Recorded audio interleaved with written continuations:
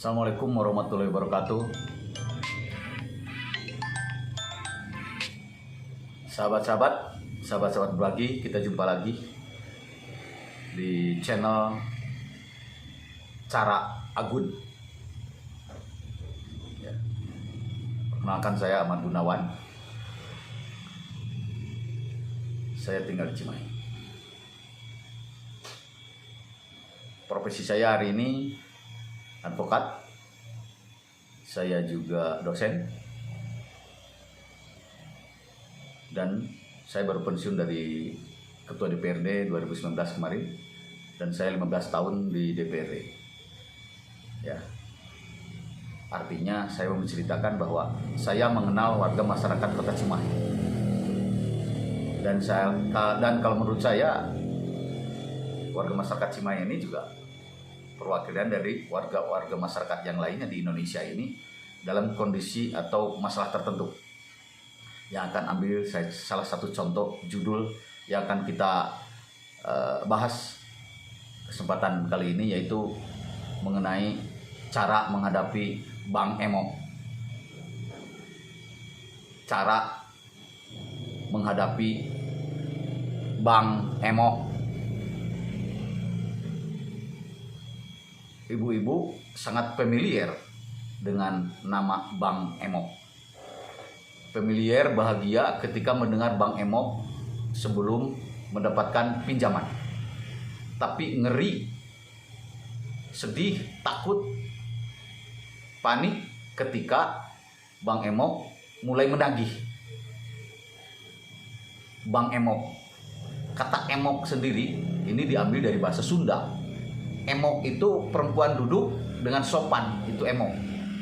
Duduk artinya di lesehan, bukan di kursi. Jadi ibu-ibu duduk, emok di lesehan, ngumpul.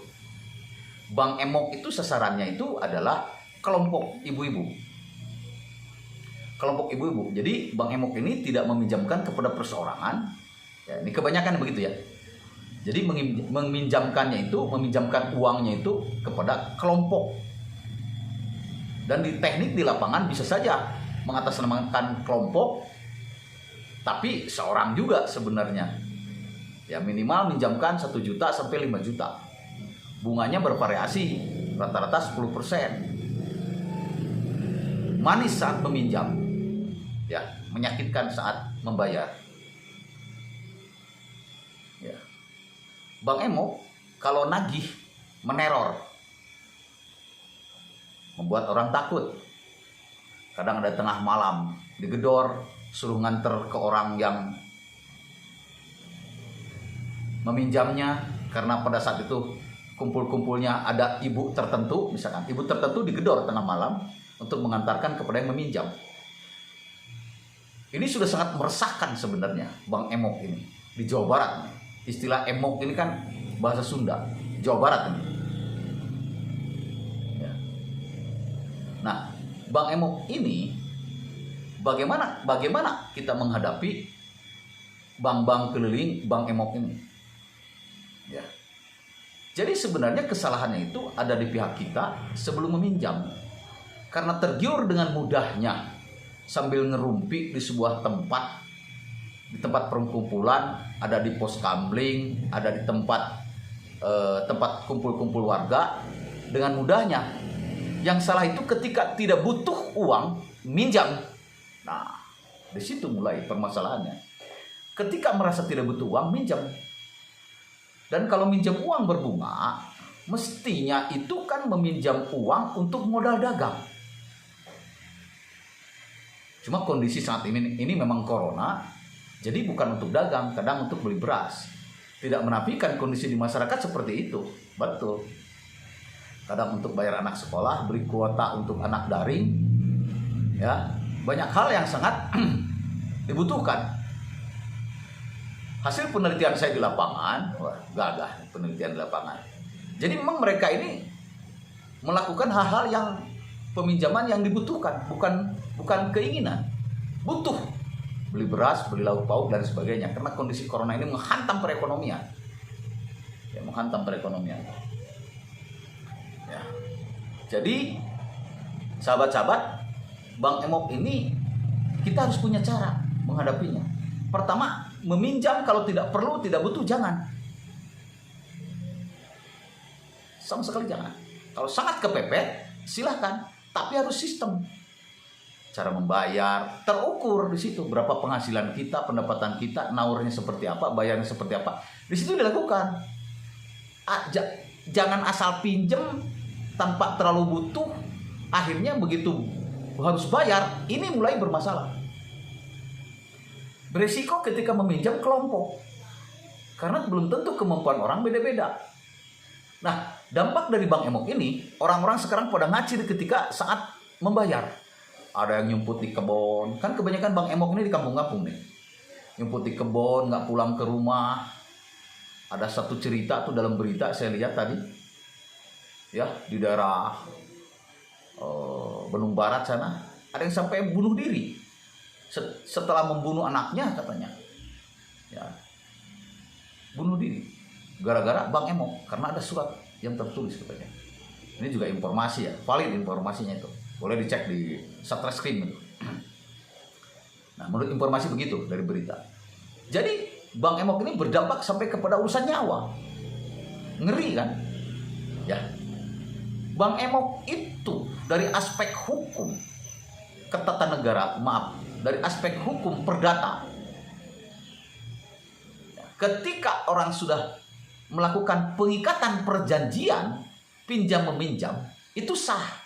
Mau 5%, mau 10%, mau 20%, mau 30%, sah. Karena perjanjian itu adalah hukum atau undang-undangnya para pensepakat. Ketika kedua belah pihak sudah bersepakat, maka itu adalah aturan yang harus dipenuhi. Itu perjanjian. Yang disebut ajas fakta sanserpanda. Jadi kalau perjanjian sudah dibuat, maka itu akan menjadi undang-undang para pensepakat. Jadi bikin perjanjian 1 bulan misalkan 20% atau 10% deal perjanjian, tertulis, kalau perlu tertulis, harus ditulis itu. Ya, ini untuk membela hukum ke depannya. Ditulis, terlepas ini juga didengarkan oleh para pelaku koperasi Bank Emok nih. Ya silakan aja. Saya akan menyampaikan normatif biar menjadi perhatian untuk semua. Ya, dampak-dampak yang timbul. Ya. Di dalam perjanjian itu dibuatkan misalkan 1 bulan bunganya itu misalkan 10%. Kalau pinjam 1 juta berarti 1.100.000. Nerimanya kadang dikurangi kan oleh admin. Nah, bikin perjanjian 1 bulan. Ketika ada keterlambatan membayar 2 bulan, 3 bulan ke sana, itu sudah bukan 10% lagi menurut aturan negara. Itu adalah persentase yang sudah tidak di dalam perjanjian. Karena perjanjiannya hanya 1 bulan. Jadi bulan berikutnya adalah bukan bulan bunga yang diperjanjikan, tapi bunga keterlambatan. Bunga keterlambatan itu aturan di Undang-Undang Perdatanya itu adalah 6% per tahun. Bunga keterlambatan diputuskan oleh pengadilan 6% per tahun. Hanya bunga keterlambatan. Makanya bunga di awalnya itu 10% itu nyambungnya sebulan. Jangan malah jadi bunga tambah bunga, bunga berbunga. Bunga majemuk menurut peraturan BI tidak boleh. Bunga majemuk bunga dibungakan, pokok menjadi tambah karena bunga, dibungakan lagi dengan pokok yang ditambah bunga, bunga kesananya. Akhirnya lari ke hutan nyumput karena kurang wawasan, kurang paham dan kurang berani, tidak cukup ilmu, tidak cukup mental menghadapi itu. Karena dunia hukum, pemahaman hukum, nyali, kemampuan juga tidak dimiliki oleh semua masyarakat. Ini adalah bantuan hukum dari saya melalui lisan dulu. Ya, itu sistemnya. Jadi bunga itu, bunga yang ditambahkan itu, bunga keterlambatan itu 6% per tahun ketika diputuskan oleh pengadilan. Satu lagi, ketika minjam uang tanpa ada persetujuan bunga, misalnya pinjam uang tanpa ada persetujuan bunga, tiba-tiba di ujung minta bunga 10%, itu juga tidak boleh. Itu tetap ketika masuk ke pengadilan, itu tetap diputuskan 6% per tahun. Itu. Ya, jadi nggak usah takut berbicara hukum. Ya, ketika berbicara pinjam meminjam, di sini tidak berbicara kepolisian dan kejaksaan.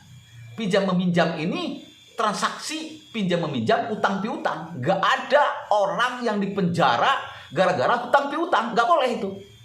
Hutang piutang itu urusan perdata, urusan kesepakatan kedua belah pihak. Ya, makanya sampainya nanti ke pengadilan, tidak melalui polisi, tidak melalui kejaksaan, langsung ke pengadilan, berbicara keadilan di pengadilan ketika ada perselisihan pembayaran. Yang tadi acuannya 6%. Jadi perjanjian yang sudah disepakati, betul itu disepakati, tidak bisa menghindar. Ya, karena hutang piutang sudah diperjanjikan. Ya, itu harus diakui. Karena urusan hutang ini urusan moral. Urusan hutang ini urusan hukum perdata. Ketika kita meninggal dunia, anak kita, anak cucu kita menjadi pewaris pembayar hutang. Sebelum hutangnya dibayar, maka tidak boleh dikuburkan. Kan begitu, ditahan dulu. Ketika disolatkan di masjid, mayat ini atau yang meninggal ini, siapa yang tanggung jawab terhadap hutang-hutangnya? Si A, baru dikuburkan. Itu hutang, karena hutang ini keperdataan. Jadi sifatnya hutang ini harus dibayar oleh keturunan. Beda dengan pidana. Pidana mencuri. Ketika mau dipenjara, meninggal. Ya sudah, selesai. Tidak dihukum anak-anaknya, tidak. Ya itu mah pidana umum.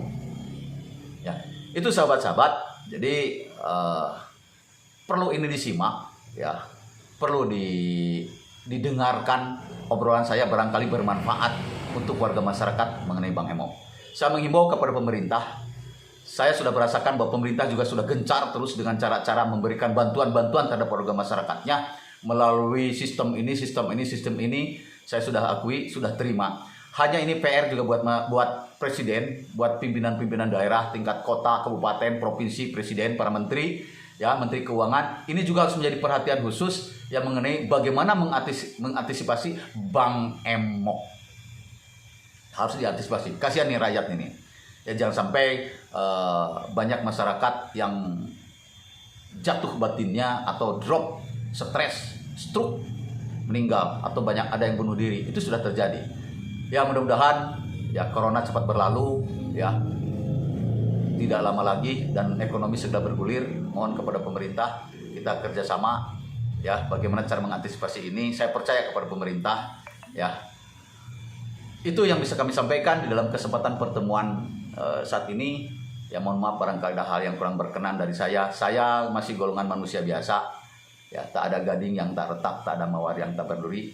Ikan sepat, ikan gabus, lebih cepat, lebih bagus. Benarnya dari Quran dan hadis, salahnya dari Ahmad Gunawan. Jangan lupa, kalau tulus, subscribe dan like ya di dalam channel Cara Agun. Silakan dibuka nanti channel Cara Agun. Banyak di situ cara-cara menghadapi kehidupan ini. Ilmu saya akan berikan semuanya, apa yang saya alami, apa yang saya lakukan, apa yang saya dapatkan, ilmu saya akan berikan. Inilah cara saya, pengabdian saya terhadap masyarakat tanpa harus dibayar oleh masyarakat. Ya, menurut hadis bahwa baligu ani walau ayah, sampaikan walaupun satu ayat kebaikan-kebaikan untuk kehidupan ini. Begitu. Ya. Wassalamualaikum warahmatullahi wabarakatuh.